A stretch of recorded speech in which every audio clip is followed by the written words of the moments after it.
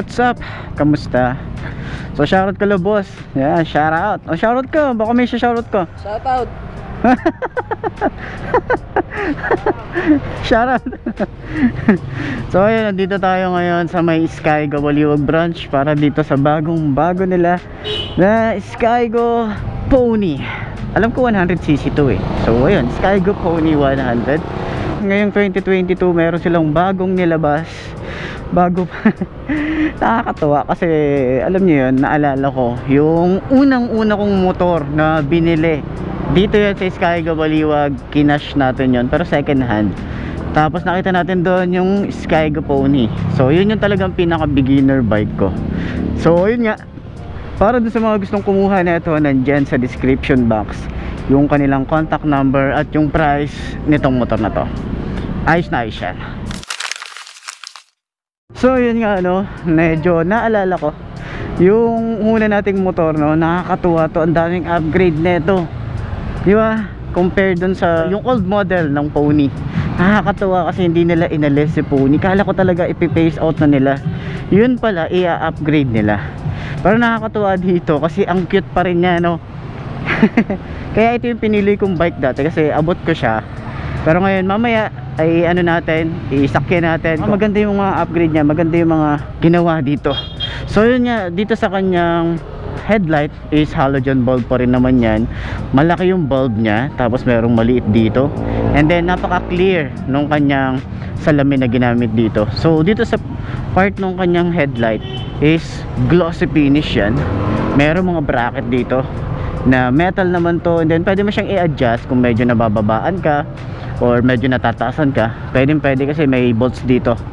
So pwede nyo nga itong paglagyan ng mini driving light dito, di ba? Pasaksak na lang kayo dito, tapos pwede na, di ba? Yun yung mga naisip ko rito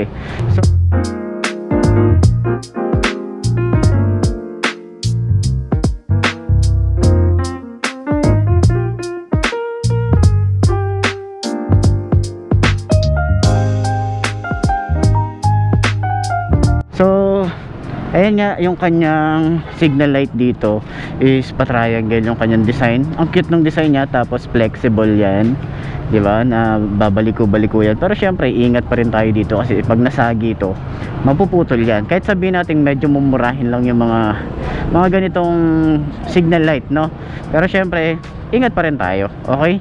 So ayan, LED yan, na maliliit yung mga bulb. Then naka-telescopic fork.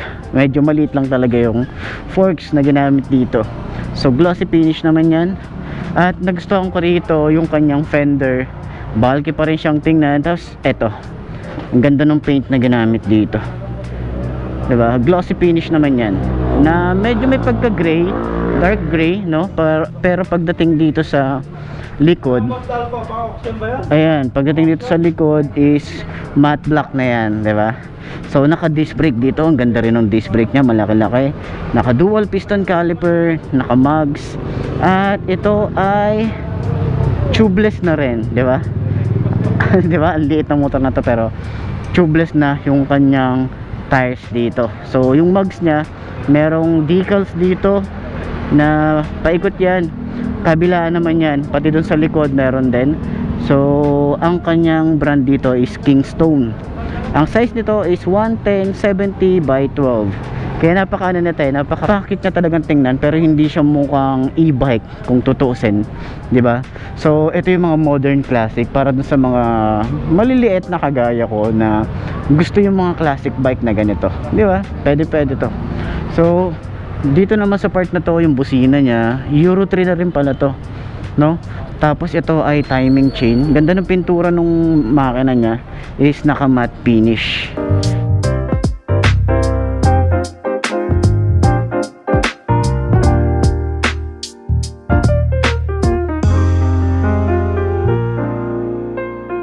Meron ditong naka-emboss na Skygo. Yan. Ganda rin ng frame na ginamit dito. Magaganda yung mga pagkakadugtong dito, yung pagkakahinang dito. So wala siyang skid plate or engine guard dito, pero pwede nyong pasadya. Tingin ko pwede siya para at least merong suporta dito sa ilalim in case na mabato or mabuhangin, di ba, mapoprotektahan yung ilalim ng makina natin, di ba? Yun yung mga tulong nung engine guard eh. Naka-carb type pa rin naman to. Yan yung itsura niya rito, oh. So may choke dito, ito yung pinaka choke nya, yan, di ba? Baba taas lang yan. So ganyan din yung sa motor ko dati. Tapos medyo maliit lang talaga yung kanyang carb, no? Kasi 100cc lang din naman to. Pero tumatakbo to ng mga, yung sa akin kasi napatakbo ko ng mga 80 to 90 yung pinaka top speed nya. So kagandahan dito sa makina, meron siyang monitoring ng oil, di ba? Ito 800 ml din yung kanyang oil dito. So yung foot pegs niya ang cute pa rin, same pa rin dati, napiplip yan. Tapos meron siya ritong mga sharp design. Yung pinakaibabaw niya goma, pero pwede nyo tanggalin to para at least hindi kayo na na dudulas, di ba? Yung goma niya to pwede nyo tanggalin, pero kung ayaw nyo naman, pwede na yan, di ba? So may kickstart pa rin naman yan, hindi naman naaalis yan kay Skygo. And then chrome yung design niya rito, di ba? Malaki-laki din, tapos makapal-kapal din yung bakal na ginamit. So yung kanyang rear brake pedal, napaka-smooth lang. Ito yung design niya, hindi siya mukhang pang tricycle, talagang futuristic yung datingan pa rin ito. So malapad yung kanyang tapakan dito. So dito yung niya, brake master niya, 'di ba? Yung mga frame dito, yung chassis niya, yan oh. Tapos yung pagkakadugtong dito nung kanyang foot pegs para sa angkas, ito yung tsura. So maganda rin.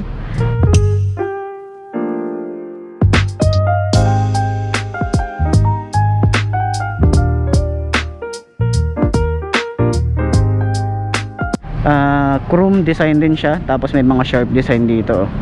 Tapos kung may mga ilalagay kayo sa likod, meron kayo pwedeng pagtalian dito, di ba? So di nyo siya matatanggal, no? Kung tatanggalin nyo siya, walang makakapitan yung ating pipe dito. So ito yung pinaka elbow nya, naka na to, naka high temp na rin yung kanyang pintura, and then makapal-kapal din yan or mataba-taba din pagdating dito. Tapos nagustuhan ko rito yung finish ng kanyang exhaust cover, you know, glossy finish yan, and then medyo may pagka dark gray. Ang kanyang tangke, tingnan nyo naman, di ba? Ang ganda ng kanyang logo rito, Skygo Pony. So pwede nyo na tong gawin dun sa mga group na mga naka Skygo Pony. Ayun oh, ganda na itong gawing logo nung group, no?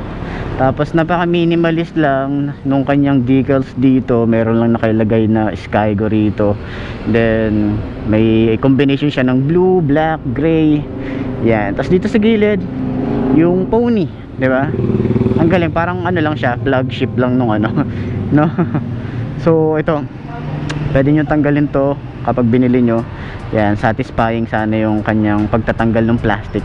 Yun yung pinakamagandang gawin pag bago yung motor eh, di ba? So yan, dito naman yung kanyang tambucho, same pa rin naman yung dati. Ganito rin yung tambucho ko nung sa Pony. So hindi siya nagbago rito, pero gumanda yung kanyang exhaust cover dito. Ito stainless to na glossy finish.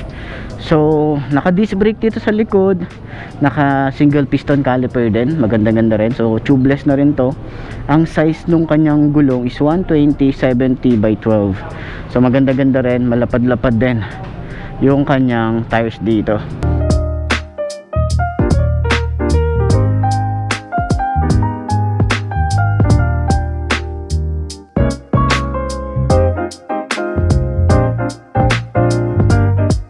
So ito ay naka mono shock, kaya nasa pinaka center naman siya. Yung kanyang swing arm, yan, standard din naman to yung swing arm niya. Tapos glossy finish yan. Ang naging concern ko lang din dun dati sa Pony ko is yung mga pintura niya mabilis mag fade, no? So second hand ko kasi siya nabili. So ito ay 4 gear, no? 4 speed, yan, 4 speed talaga yung pinaka niya. So dito naman sa likod, medyo napansin ko rito is meron pa rin naman siyang tire hugger, no, or mud guard. Yan, mud guard na ito may pagka carbon fiber finish. Tapos dito naman sa pinakababa meron siyang reflector, di ba? Dati kasi mahaba siya dito, yun eh. So medyo bumaba na siya. Tapos metal naman yan, yung pinagdudugtungan nito, kaya hindi rin siya aalog-alog, di ba? Napaka ano niya, fix na fix talaga siya. So yung kanyang lagayan ng plate, kagandahan dito, metal na siya, di ba? At least yan, napakaganda. So medyo manipis lang yung metal niya, pero at least metal yung pinagkakabitan ng plate natin dito. So meron din siya rito LED na plate light. Yung kanyang tail light LED, same pa rin naman dati, ganito pa rin yung kanyang itsura. Then yung kanyang signal light din dito is flexible din yan, LED rin, di ba? Yung pinaka rear fender nya, ito yung datingan, yan, di ba? Tapos ang ganda rin ng paint dito, napakagaling na talaga ni Skygo pagdating sa mga pintura, hindi rin siya napapahuli, no? So isa sa mga nagustuhan ko rito yung kanyang upuan, napaka-classic talaga ng itsura. Tingnan nyo naman, napakaganda ng leather na ginamit dito. Yung kapal ng foam, ang ganda din. And then yung mga stitches dito, talagang totoong tahiyan, hindi yan yung parang peke na nakikita lang natin, no? Napakaganda ng stitches nya hanggang dito, no? Paikot yan. And then tingnan nyo naman yung itsura ng leather, napaka-premium looks, di ba? Tapos ang macho niyang tingnan dito, di ba?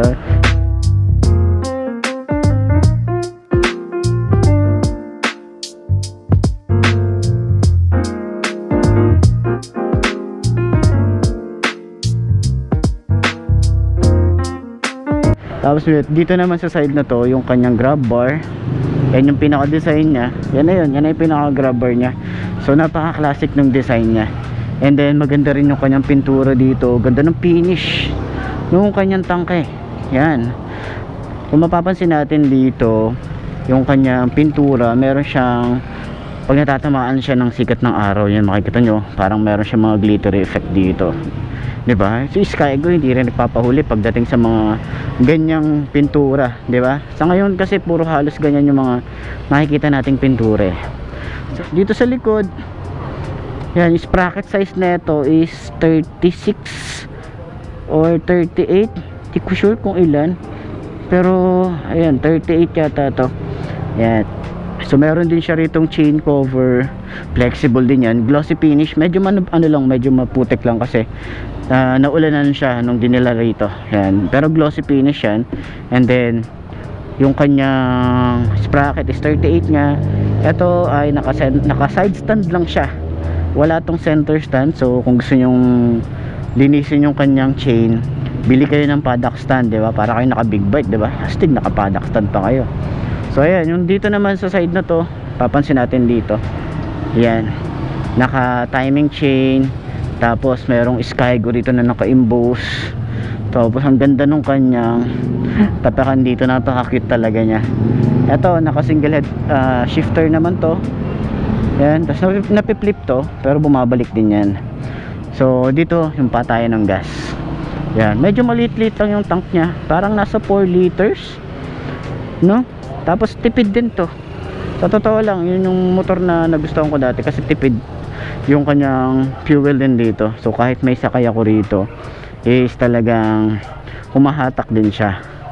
So yun nga lang, ang parang kasi nga yung motor ko na yun, parang 2 years ko lang nagamit kasi nga na ano na siya, nasira na talaga yung pinaka makina niya, sumabog yung stator niya, no?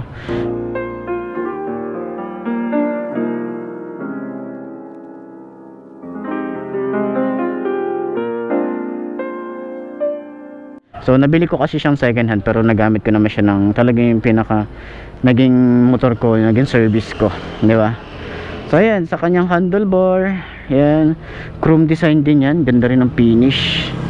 Yung kanyang mga switches dito, hindi naman siya ganun ka premium, pero pwede na, no, para dun sa price nito.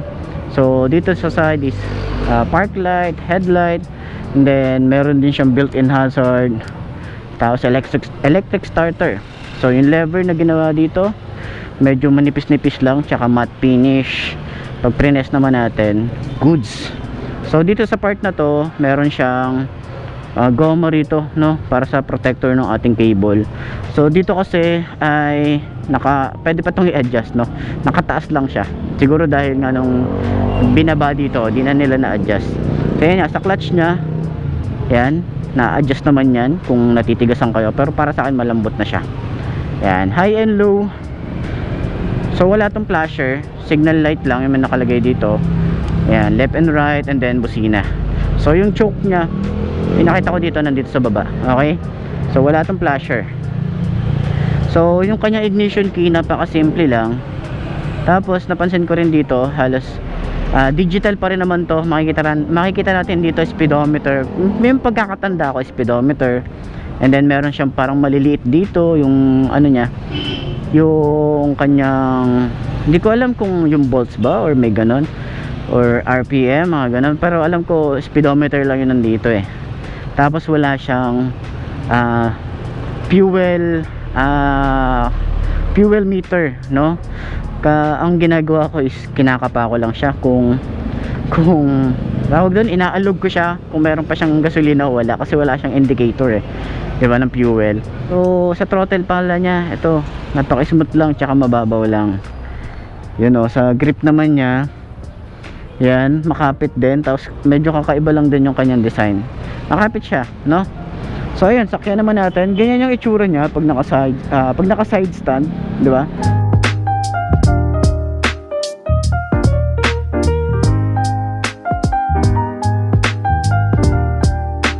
Sakyan natin. Ay, iyan. Yun oh. Abot na abot natin. Talagang ito yung pinakauna kong motor. Na-miss ko to. Tapos yung kanyang shock, yan, maganda yung bounce sa harap. Sa likod, maganda rin yung bounce. Ayun oh. Yung na-miss ko to ah. Galing ah. Turning radius nya, yan, ganyan itsura natin dyan. Kung motovlog, yan, medyo mababa nga lang siya, no? Pero hindi ka ano dito, hindi ka subsob. Talagang upright position pa din, hindi pa rin siya nakakangalay sa biyahe. Diba? Ang cute lang talaga. So yun nga, no?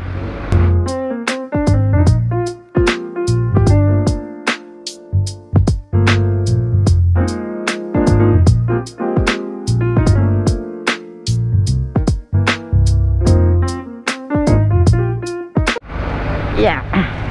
Para dun sa mga gustong kumuha nito, nandiyan sa description box yung kanilang contact number at yung price nitong motor na to. Ayos na ayos yan. So yun nga mga best, no? Ito na ba ang motor na babagay sa'yo? Kung ito na nga, ay markahan mo na yan at mag-subscribe ka na sa aking YouTube channel. I-click mo na rin yung notification bell para updated ka sa lahat ng videos na upload natin dito araw-araw. So lagi nyo tatandaan, wala sa brand ng motor ang itatagal yan. Kung di na sa pag-aalaga mo yan, tatagal yan. Ayos na ayos yan. So kita ka na lang ulit tayo bukas. I'm Mark D. Ciao. Maraming salamat sa inyo. Bye bye.